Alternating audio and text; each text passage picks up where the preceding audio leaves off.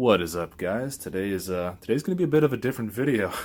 I know that I don't need to tell you guys who follow me for this, but yeah, this is something I've been trying to branch into, so why don't we just jump into it? So today marks the day that I'm finally going to be able to work on my new Model 1 Genesis, the high-definition graphics output, and the reason I chose this was it's got RGB output with stereo sound, and pretty excited about it. I haven't dug into this yet, but this came from eBay, and the seller said that they are unable to test it because they didn't have the cords. So we're using an original Sega Genesis actual power supply. Plugging in there, you can see we do actually have the power LED on. Let me go ahead and switch that off just in case I burn something up. I don't want the power on right now. We're going to be using the RGB out of the Sega Genesis with HD Retrovision's SCART cable. Now, if you don't know much about SCART, there's plenty of videos on that. Basically, it's the best way to get video output for your US Genesis. And we're going to need to use an adapter with this as well. HD Retrovision SCART to BNC connectors,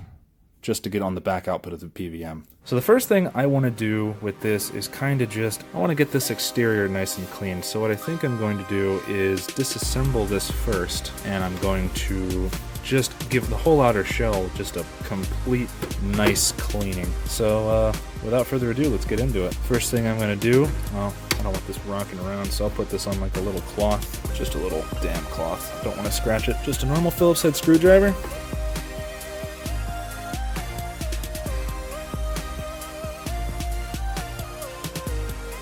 Another thing you're going to want to do is take this side cover off. A lot of times these units will come without this piece, and I'm very thankful to have gotten this, as well as the little actual contact protector on this side. So I'm going to keep these off to the right here. There we go. Now you can see we have the RF shielding in here, and we have the little LED connector line right there. This is just one assembly within itself, luckily, so I didn't have to pry that up or anything. So I'm going to disconnect the actual case from the LED here. Now this is going to require sort of unconventional way of disconnecting, but what you need to do is you need to take these leads here from the LED on the case and bend them upwards so that this piece slides off. Now from this view looking at the front, we can see that the left side is where the red wire comes out, so that should now just gently lift off. Nice and smooth. Next, we're going to want to remove the RF shielding.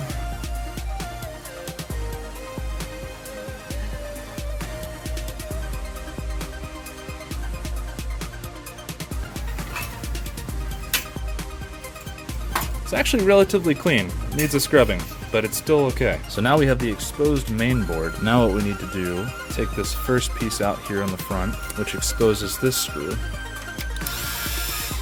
And the actual controller ports kind of go into this in the back here. So what I'm going to do is I'm going to kind of carefully pry that way in order to pull upwards here. Looks like we need to disconnect this port as well.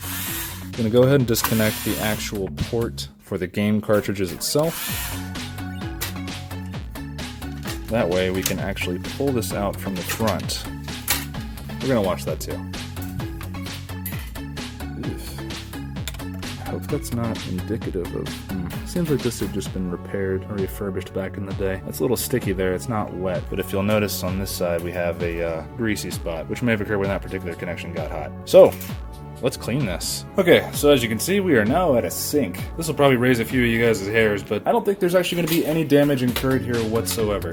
So we've got the Sega Genesis front cover itself. It's dirty as all hell, but aside from the LED here, there are no electronics components in this whatsoever, and LEDs can go underwater.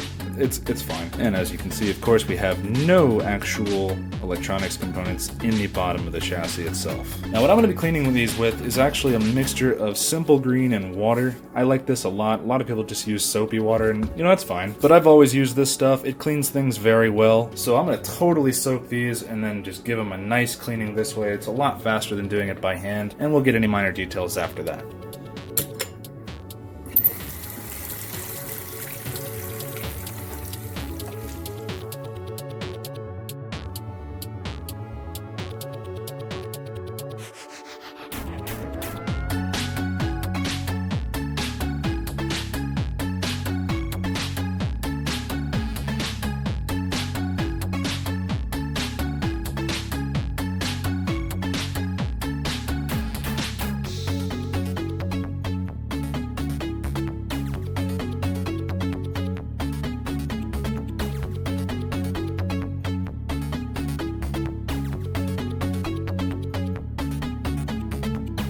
And then what I'm going to do is I'm going to hit this with some more compressed air to dry it out all fast.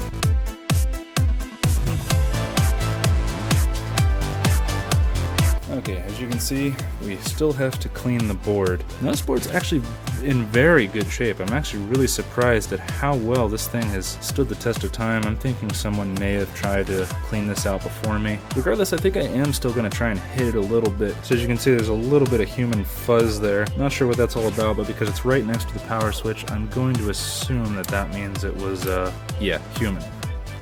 Alright, so what I'm going to do here is I'm going to grab a Q-tip, and I'm going to try and get all this stuff out of here. It's not liking to focus here, but I can't blame it, I'm zoomed in. I only got a smartphone, what can you do? Just try and clean up this switch a little bit. I mean, look at that is disgusting.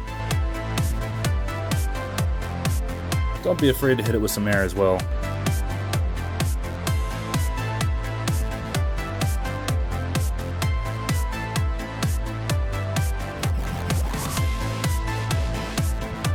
Just try and take a little bit of alcohol on a rag here. Just try and clean this area up here. Inspect the back. Yeah, like I said, it's pretty clean, so I'm not feeling a whole lot of need to do anything with this beyond the normal just swabbing and whatnot. Like I feel like I can get that area that had a little bit of gunk on it. Just hope this isn't actually going to cause a problem in the future. See, look at that, that's kind of gross. Now this is just alcohol, so I'm not worried about it really causing any shorts or anything, especially because I intend on hitting it with some more compressed air right after this. But I mean, look at that. Who knows how long it's been since this has been cleaned, but that kind of shows me that this thing might have just been well protected instead of actually cleaned recently.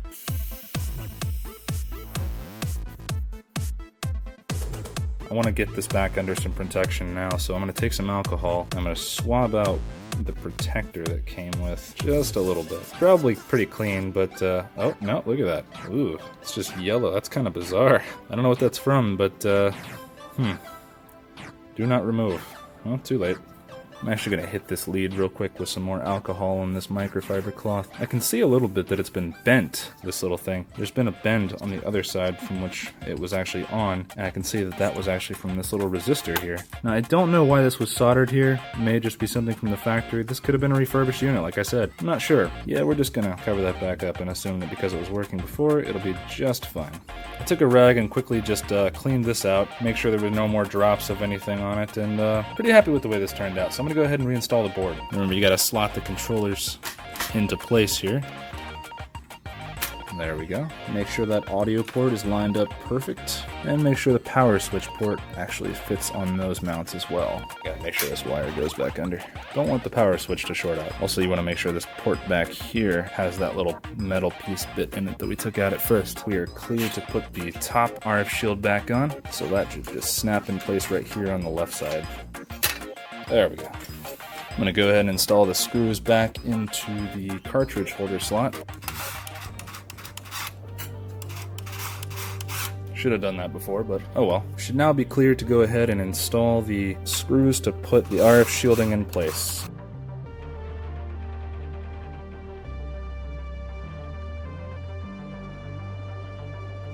So now that we got all the screws back in, now's the time to actually get this back on. So the first thing we got to do is make sure the switches are lined up. We'll do that by having this pot for the volume all the way up, and we'll have the switch set to off, so that these should hopefully slot right on. But obviously before that we have to worry about this LED that we pulled earlier. So, as we said, the LED prongs here, we have the left side will be the red wire. And we'll just put it back the way the factory had it, by instead of soldering, just going ahead and putting it that way. Not that I would want to solder this, not that anyone would want to solder this, because of course you want to be able to take this off at some point soon. Anyway, in case it ever needs to be serviced. But, yep, that's going to be it. We have our reset switch, we have our off switch set to off, this set to max volume, and it should come right down on it as it needs to. Should come on just like that. So now we have our function of our reset button, off and on, and the volume is on. Cool. So now we can go ahead and start reconnecting the screws on the bottom to close it all up.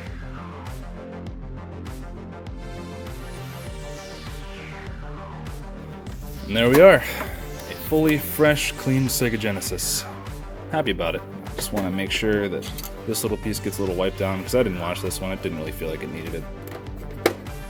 So as with any cleaning process, there's nothing that's going to be 100%, and I think that's definitely a case here. As you can see, we've still got a little bit of dust on this front here. It's probably just stuff that couldn't get wiped up right away. So I'm just going to hit this with a little bit more alcohol, maybe clean these controller pins up a little bit. Don't want to get too far in there because I don't want to get cotton in there that I can't get out. And just because it's a common recurring theme, let's get some air. Still a little dusty in there, but what the hell? I mean, what are you gonna ask for? This thing is old as me. There's little details, minor scratches like this, where I tried to get that with a rag, and I can try and hit it a little bit better. High pressure stuff. Don't want to break the actual plastic. But yeah, it comes off. Look at that. A lot of little nooks here that you can't really get, so I kind of just take my fingernail, try to get into them really good like. But look at this thing, man. I couldn't be more happy. Why don't we just go ahead and do this real quick to a controller as well, because that thing's old and gross too. I mean, look at this thing. That's real nasty.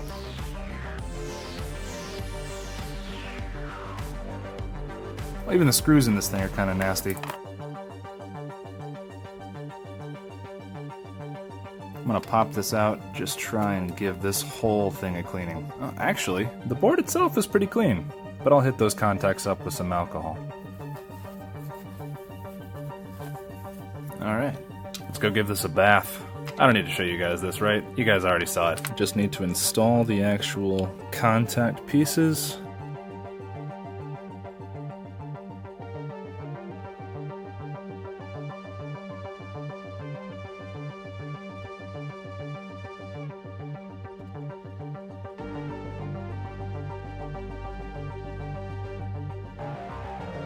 These are really small screws, and I know I'm using a power driver, but, you know, I use this thing every day, so I kind of had just attuned myself to the pressure of it, and don't like to give it too much power. I know when I'm just about to. So be sure to leave me all your hate in the comments.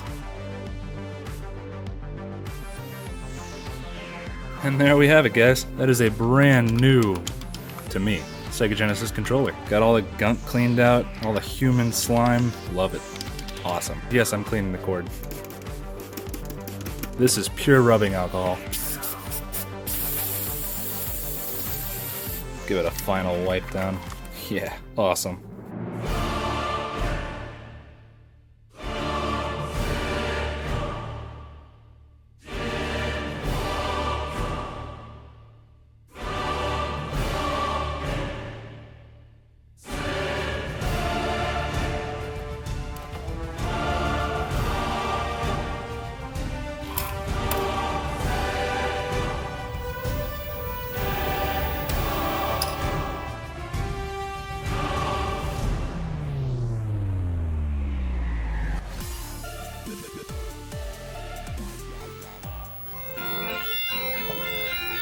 And there we go. There you have it. Guys, I gotta say, I'm super happy about the way this turned out. I spent a very minimal amount of money on pretty much all of this. So, I guess that's how you clean a Sega Genesis, in the industrial fashion. Although, I mean, These are all household chemicals. I didn't use anything you guys couldn't get at the grocery store. So yeah, guys, if I did a good job on this, let me know. Give me a good or an evil down there with the thumbs up or thumbs down. Man, I gotta say, I honestly cannot wait to get some more games going on this because I'd love to do more of this. This is kind of what I want my channel to kind of expand into. Not just motorcycles. Maybe even playing this. I've been thinking about potentially even starting a streaming channel. So let me know what you guys think. Hope you guys have a great day. Peace out.